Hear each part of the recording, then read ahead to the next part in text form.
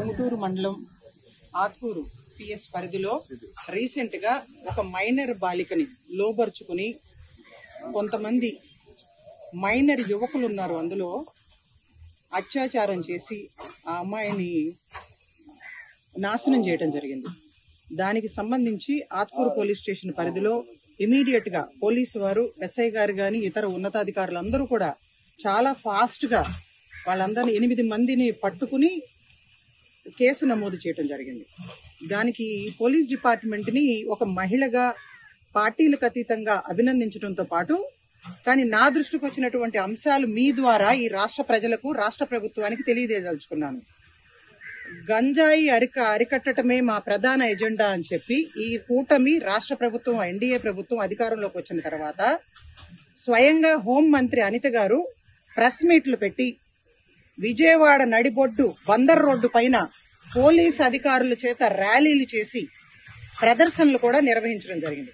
కానీ ఇప్పుడు మైనర్ బాలిక పైన అత్యాచారం చేసినటువంటి ఈ యువకులు అందరూ కూడా 10th క్లాసు, ఇంటర్మీడియట్, అదేవిధంగా దాదాపు 20 సంవత్సరాల లోపు వాళ్లే ఎక్కువ మంది ఉన్నారు.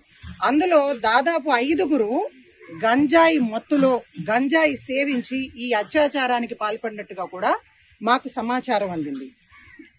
ఈ రాష్ట్ర ప్రభుత్వం గంజాయి వ్యతిరేక రాష్ట్రంగా తయారు చేస్తాము, గత ప్రభుత్వం విచ్చలవిడిగా ఇతర రాష్ట్రాలకు కూడా గంజాయి రవాణా చేసింది అని మాట్లాడటం మీడియాకు మాత్రమే పరిమితమైందా, చర్యలు ఏమన్నా చేపట్టే దిశగా వీళ్ళ కార్యాచరణ ఉందో మాకైతే అర్థం కావట్లేదు.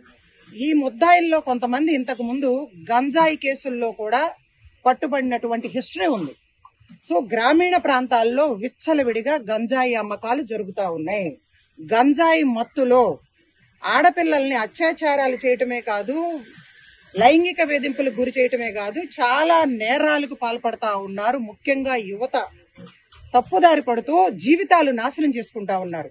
ఇటువంటి పరిస్థితుల్లో ముఖ్యమంత్రి చంద్రబాబు నాయుడు గారు, ఉప ముఖ్యమంత్రి పవన్ కళ్యాణ్ గారు, ముఖ్యంగా హోంమంత్రి అనిత గారు ఈ గంజాయి అరికడుతున్నామని చెప్పి మీ చీల్చేస్తాము, చెండాడేస్తాము, చింపేస్తామని చెప్పి మీ సొల్లు కబుర్లు ఆపి గంజాయి నియంత్రించాలి అని చెప్పి కాంగ్రెస్ పార్టీగా డిమాండ్ చేస్తా ఉన్నాం.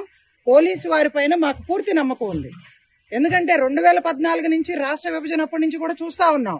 మేము అనేక సమస్యలు వాళ్ళ దృష్టికి తీసుకెళ్తా ఉంటే వాళ్ళు చర్యలు తీసుకునే ప్రయత్నం చేస్తాం. కానీ అధికార పార్టీకి చెందినటువంటి నేతల ప్రమేయం ఉండటం వల్ల కూడా ఈ కేసులు ఛేదించడంలో జాప్యాలు జరుగుతూ ఉన్నాయి. అటువంటి జాప్యం జరగకుండా కూడా చూసుకోవాల్సినటువంటి బాధ్యత రాష్ట్ర ప్రభుత్వానికి. మరొక ముఖ్యమైన విషయం మీ ద్వారా ఈ రోజుని చెప్పదలుచుకుంది, ఆదాయం పెంచుతామని చెప్పినటువంటి ముఖ్యమంత్రి చంద్రబాబు నాయుడు గారు, ఈ కూటమి ప్రభుత్వం ఆదాయం పెంచే మార్గాలు ఆన్లైన్ బెట్టింగ్, మరీ ముఖ్యంగా లాటరీ సిస్టము ఆంధ్రప్రదేశ్ లో ఇంట్రడ్యూస్ చేయబోతా ఉన్నారు. ఈ రోజున చాలా ప్రముఖమైనటువంటి నేషనల్ మీడియాకి సంబంధించినటువంటి బిజినెస్ లైన్ పేజ్ లో, అంటే ఈ ఆదాయాన్ని పెంచే మార్గం బిజినెస్ లైన్ పేజ్ లో వచ్చిందంటే ఆలోచించుకోండి. 13,000 కోట్ల రూపాయల ఆదాయం పెంచడం కోసం ఆన్లైన్ బెట్టింగ్లు, ఆన్లైన్ యాప్లు, అదేవిధంగా ఆన్లైన్ గేమింగ్లు, లాటరీ సిస్టమ్ తీసుకురాబోతా ఉన్నారు. అంటే ఈ 13,000 కోట్ల ద్వారా మీరు ఈ మహిళలకు ఇస్తానన్నటువంటి హామీలు నెరవేర్చడం కోసం యువతని, అదేవిధంగా పేద బడుగు బలహీన వర్గాల జీవితాలు నాశనం చేయదలుచుకున్నారా అని చెప్పి చంద్రబాబు నాయుడు గారిని, ఈ కూటమి ప్రభుత్వాన్ని ప్రశ్నిస్తా ఉన్నాం.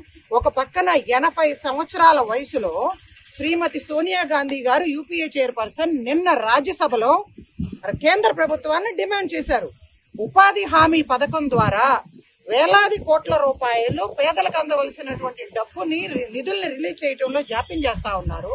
మరి ఉపాధి హామీ పథకం ద్వారా 400 రూపాయలకు వేతనాన్ని పెంచండి, 100 రోజుల పని పథకాన్ని 150 రోజులు చేయండి అని చెప్పి 80 సంవత్సరాల వయసులో పేదలకు న్యాయం చేయటం కోసం శ్రీమతి సోనియా గాంధీ గారు ఆరోగ్యం సహకరించకపోయినా పార్లమెంటుకు వచ్చి ప్రభుత్వాలను డిమాండ్ చేస్తా ఉంటే, ఇప్పుడు ఉన్నటువంటి రాష్ట్ర ప్రభుత్వాలు, ఎన్డీఏ, కేంద్ర రాష్ట్ర ప్రభుత్వాలు రెండు కూడా ఆ పేదల జీవితాల్ని నాశనం చేసి వాళ్ళ జేబులు పిండి వీళ్ళు జేబులు నింపుకునే ప్రయత్నం ఈ ఆన్లైన్ ఆ బెట్టింగుల ద్వారానో ఆన్లైన్ గేమింగ్ల ద్వారానో లాటరీ ఇంట్రడ్యూస్ చేయడం ద్వారానో చేయబోతా ఉంది. దాన్ని తీవ్రంగా ఖండిస్తా ఉన్నాం. ఉపసంహరించుకోవాలి అని చెప్పి కూడా రాష్ట్ర ప్రభుత్వాన్ని డిమాండ్ చేస్తా ఉన్నాం. మద్యం ఏరులైపోతా ఉంది. ఎక్కడ చూసినా కూడా బెల్ట్ షాపులు విపరీతంగా పెరిగిపోయినాయి. గంజాయి మాదక ద్రవ్యాలు విక్రయాలు జరుగుతా ఉన్నాయి. దీని పూర్తి బాధ్యత రాష్ట్ర ప్రభుత్వానిది. హోంమంత్రి గారు ఏదో 10 రోజులు హడావుడి చేశారు అంతే. తర్వాత మాకెక్కడా కనిపించట్లేదు.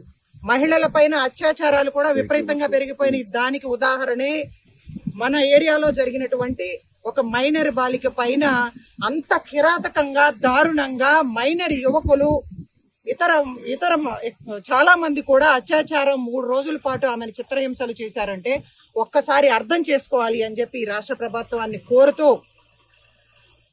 ఆన్లైన్ గేమింగ్లు, లాటరీ సిస్టంలు, బెల్ట్ షాపులు, గంజాయి మత్తు పదార్థాల విక్రయాలు పూర్తిగా అరికట్టే దిశగా రాష్ట్ర ప్రభుత్వం చర్యలు తీసుకోవాలని డిమాండ్ చేస్తా ఉన్నాం.